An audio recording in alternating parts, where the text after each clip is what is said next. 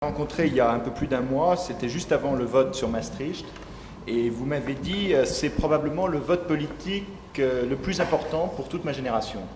Et vous ne cachiez pas une certaine anxiété sur les résultats de ce vote. Alors, le oui est passé, juste, très juste. Rétrospectivement, est-ce que la force de l'expression du oui, finalement, ne vous amène pas à reconsidérer votre propos ?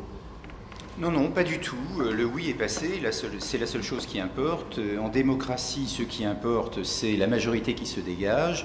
Que ce soit une majorité d'une voix ou d'un million de voix ne change rien à l'affaire. Notre pays a pris sa décision. Je disais, c'est la décision la plus importante que nous ayons à prendre dans ma génération pour une raison simple. J'avais 15 ans quand on a signé le traité de Rome. Ça veut dire que j'avais 12 ans lorsque la France a écarté la communauté européenne de défense. Et depuis donc mon adolescence, je crois que tous les gens de ma génération ont été mobilisés par l'idée européenne. Nous avons tous, à un niveau ou à un autre, travaillé dans le cadre européen.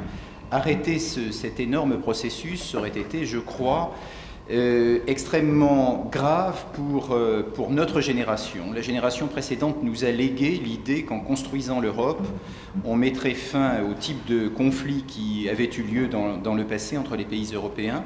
Et je crois qu'il aurait été grave que nous ne continuions pas dans cette voie. Et d'après vous, c'était une erreur que d'avoir fait un référendum sur le sujet?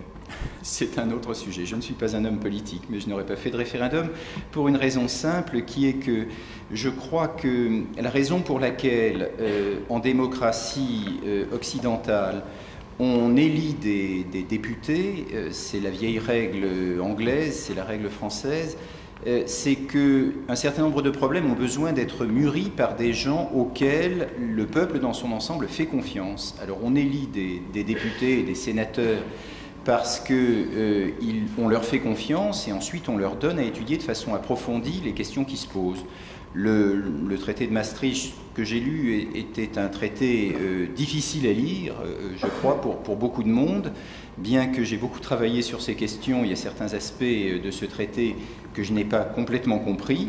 Donc je crois que faire voter sur un tel traité l'ensemble de la population, c'est compliqué. Mais enfin, en sens inverse, on peut dire, une fois que les choses sont passées, qu'on a provoqué une adhésion générale et surtout une réflexion générale sur le sujet de l'Europe. Et je crois que ça, c'est quelque chose de positif.